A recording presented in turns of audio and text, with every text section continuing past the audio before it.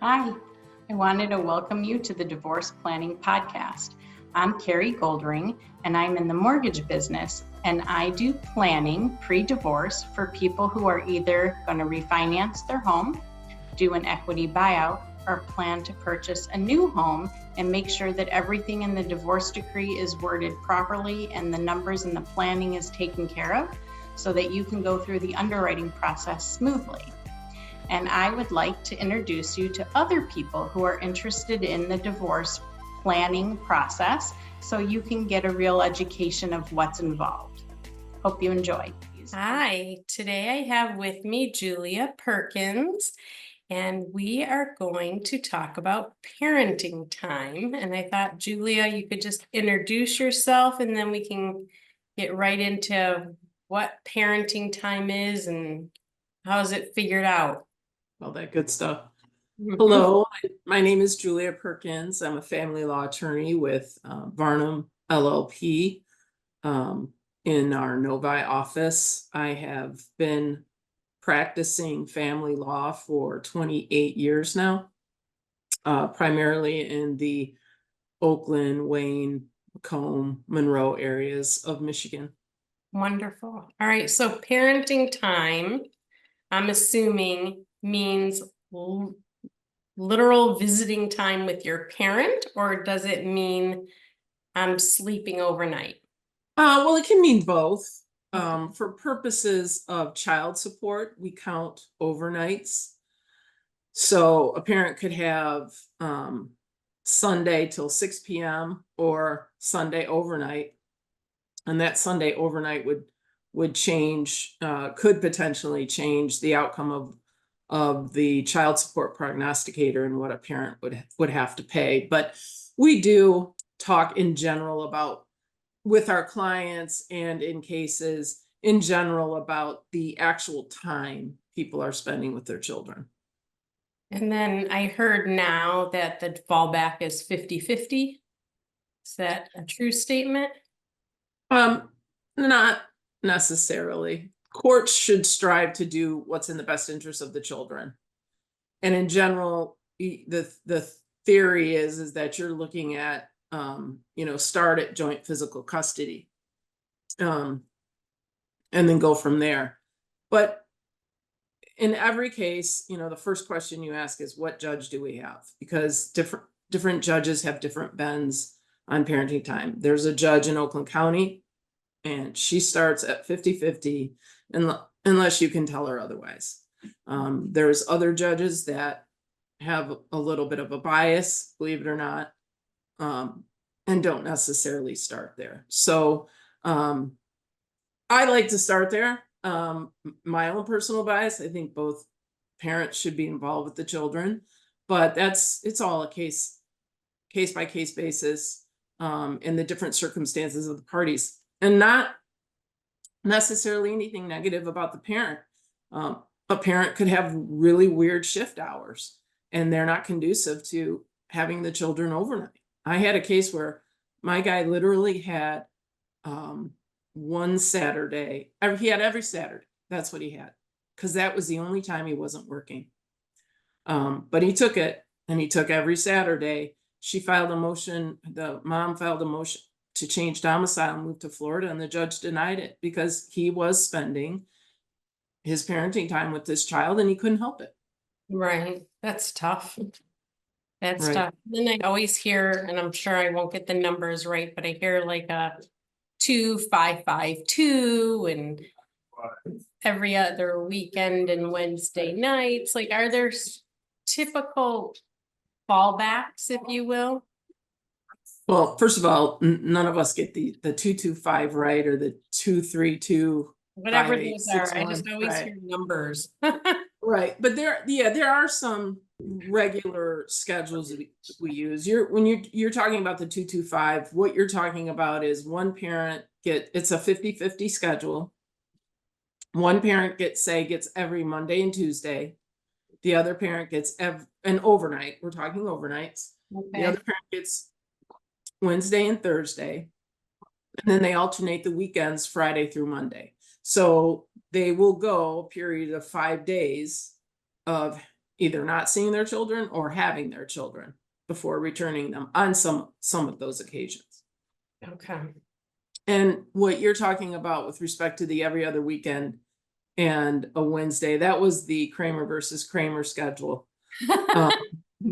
Oh, I'm glad you got that reference that our younger audience isn't probably going to, but that was when it was presumed the mother was the primary parent and the better parent for the child. And we were more stereotypical, with men worked and women didn't as much. But that one, unless a parent really wants that one, and I'm saying the parent that's taking that schedule, we don't typically have schedules that strict anymore, Okay. or that limited, I should say. And then what about when you have like a young child who's like breastfeeding or something like that? Yeah, there's sort of a 6-month breastfeeding rule. You can only use that for 6 months. And did you know there's some parents that, or you may know, there's some parents that like to go much longer. It's not a hands down, you get your child all the time. I mean, there's other ways around having the child get breast milk. And I've seen judges, lean over their podium and say, pump, and provide that to dad so he can have his parenting time. And sometimes when the children are really, really young, we'll work into a graduated schedule, right? Because they're not always going to be that way. And having a new baby is harrowing in and of itself. And then to either break up with your baby's father or get divorced is just added stress. And so people are a little bit, tend to be a little bit more nervous about parenting time and so forth. Right. But yes, you have to take that into consideration. And would you say most people transfer children at home, or people picking kids up and dropping them off at school, or? It depends on the situation, where the parents don't get along, or there was domestic violence or a PPO in place. They either drop off at a public place or at a police station, which I don't think is necessarily the most wonderful thing to do, but sometimes you have to. A lot of times, like the 225 schedule, that can be done through school, right? If you can drop your child off on a Monday and pick them up on a Friday, that's what we do. So there's just different scenarios for different people. But I would say mostly it's school and home. Okay. And then would you say it's more typical, and I know everything depends, but is it more typical that the kids would have clothes at both homes and toothbrush at both homes and toys at both homes, or are they like packing And a dog at both homes? Yeah, suitcase and going back and forth. Yeah, I mean, that's the tricky part about the scenario that I told you, when people don't get along and we try to make it just be at school, because the child has to lug their stuff, or if there's something special that they want. But mostly children have clothes and all of those things at each place. Probably not iPads or tablets or stuff like that, and those need to travel, and that makes it difficult and it makes it cumbersome. And so you just have to figure it out, and sometimes the parent will drop it off at the porch. In all cases, I tell my clients, you need to try to work with the other parent, no matter how much you dislike them. I mean, they are the parent of your child, but we just, we have those cases where they can't do it. We also usually put in judgments that the child's stuff goes with the child. So a parent can't hold on to child's favorite toy because they want to punish the other parent. If the child wants to take it and it's the child's, they get to take it. And we've had pets travel for parenting time too. Wow. The dog follows the child. Well, That's what you got to do. right. But typically then, if you have the child in your home, you're providing for that child whatever they need, except for the one-off items. Right, and that's the purpose of child support, right? I mean, child support covers the basic necessities, including the roof over their head, the utilities, the food, the clothing. And so it's presumed that each parent will provide for their child appropriately. Child support does not, in most cases, cover the expenses of a child. It's really just assistance. But right, I mean, you're required to feed them and clothe them and bathe them and get them to school. Right. I had one family where I know the kids were going to camp and they had to buy all this camp equipment. And the dad says, well, I pay you child support, so you go buy all the camp stuff. And they had a big argument about, is that what child support is for? Is it not what it's for? Child support's for the basics. And I would argue that camp stuff isn't basics, right? Neither is camp. Right. And in those instances, when we know that the parents aren't going to get along and they're going to fight about all that stuff, we do provide for how they're going to pay for extracurriculars, how they're going to pay for uniforms, how they're going to pay for band instruments, all of those things. And it really is the exception to the rule, because a lot of people, they get along. We just don't see them, right? They don't call us up. Right. We've They done need all of us. right. But these particular people that we're talking right now, I think are exceptions to the rule, and we just have to provide for it in the judgment of divorce. So everything is outlined. This is how we're going to behave. And it's sad that it has to be that way, but if you have a couple of good lawyers, you can get it done. That's good. Anything else that you can think of that I didn't ask about that's important regarding parenting time? Well, the only thing that I would say, and for anybody who's going through a divorce and listening to this or just about to, there are best interest factors. There's about 12, but don't hold me to that because they letter them. Best interest factors that when we determine parenting time, or we have a dispute on parenting time or custody, that's what we look at. There's custody factors, which are considered what I'm talking about, which are the best interest factors. And then there are actually parenting time factors as well. And it would be more of a professorial type of podcast if we were to go through those. But they're pretty common sense. Like, does the child have a bond? The stability of the living situation. Does the parent have the ability to provide food, clothing, and educational resources, religious, domestic violence? And the most important one is the willingness of the other parent to facilitate parenting time with the other parent.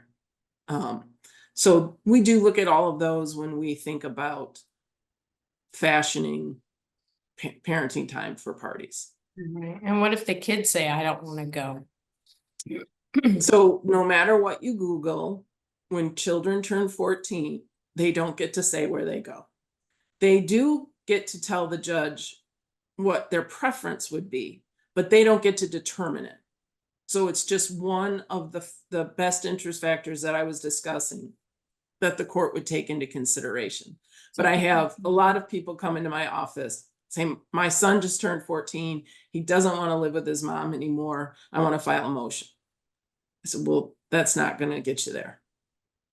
Okay.